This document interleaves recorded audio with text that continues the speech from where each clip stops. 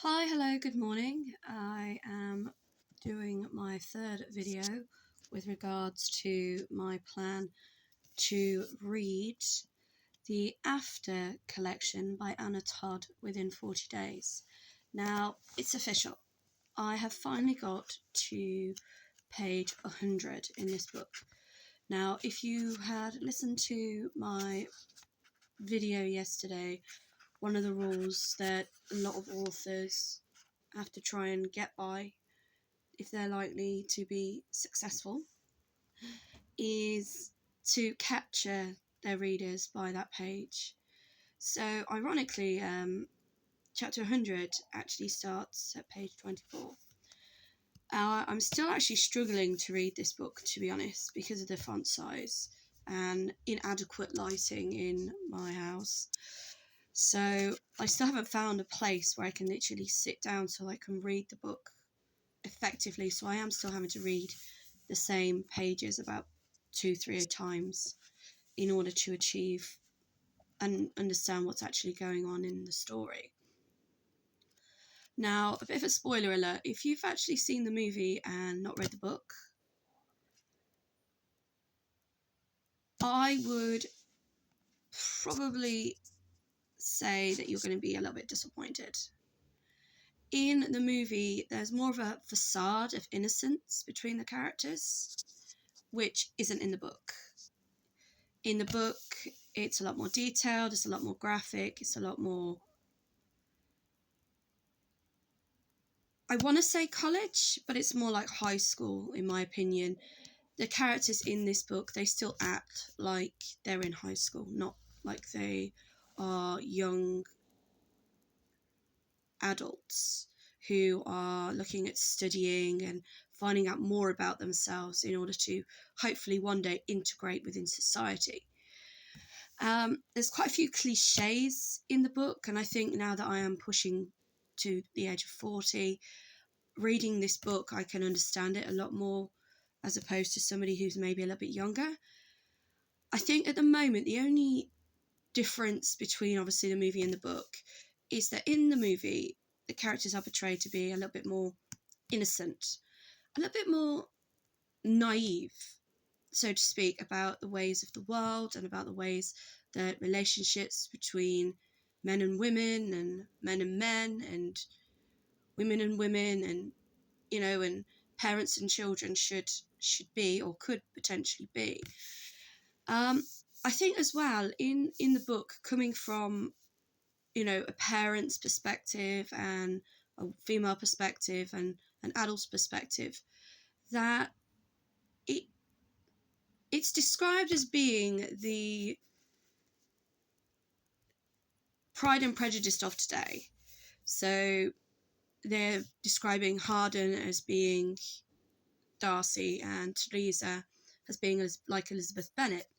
Yes, there is a lot of innocence, there is a lot of naivety in the book, but at the same time, it's giving the reader the impression that this is how you should behave in a relationship.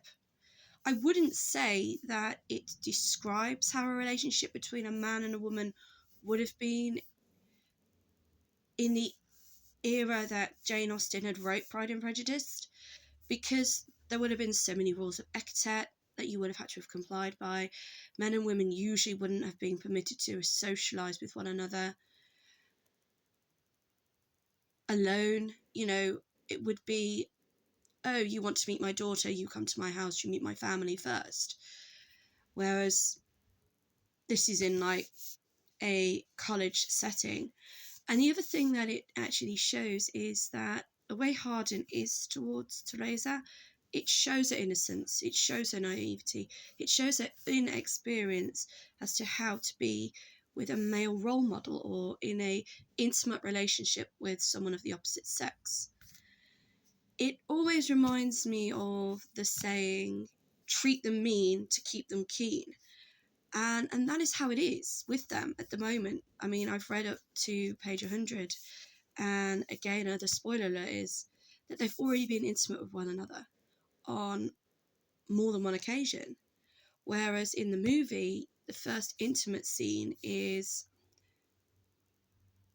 when they are at the lake together. And I love that scene, and I think, that most people love that scene because it shows that, yeah, he's a bit of a badass, he's a bit of a Jack the Lad, but he knows that she's innocent, he knows that she's inexperienced, and he steps back to say, it's okay, we have time, we don't need, sorry, I've just got to turn my alarm off, we don't need to rush into things, which kind of gives you this whole different persona of his character, as opposed to in the book.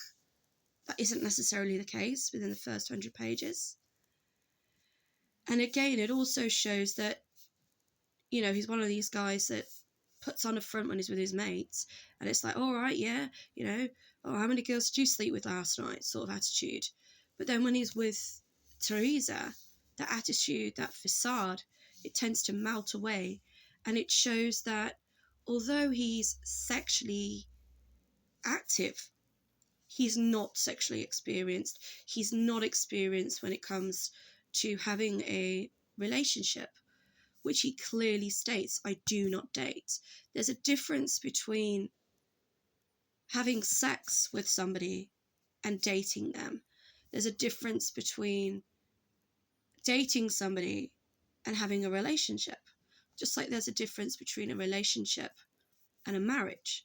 So there's all these key pivotal moments that people have in their lives where, until you've actually experienced it, you can't realistically relate. You're always going to have that preconceived notion of how something should be or could be or how you want it to be. So again, it's explained how her father was an alcoholic. So again, she's probably happy for Hardin to treat her the way he does. Even though subconsciously, deep down, she knows it's wrong, she accepts it. And the reason she accepts it is because her mother accepted it. Her mother accepted it for 10 years of her life as a child. She was used to running and hiding away from abuse. She was kind of kept sheltered from it.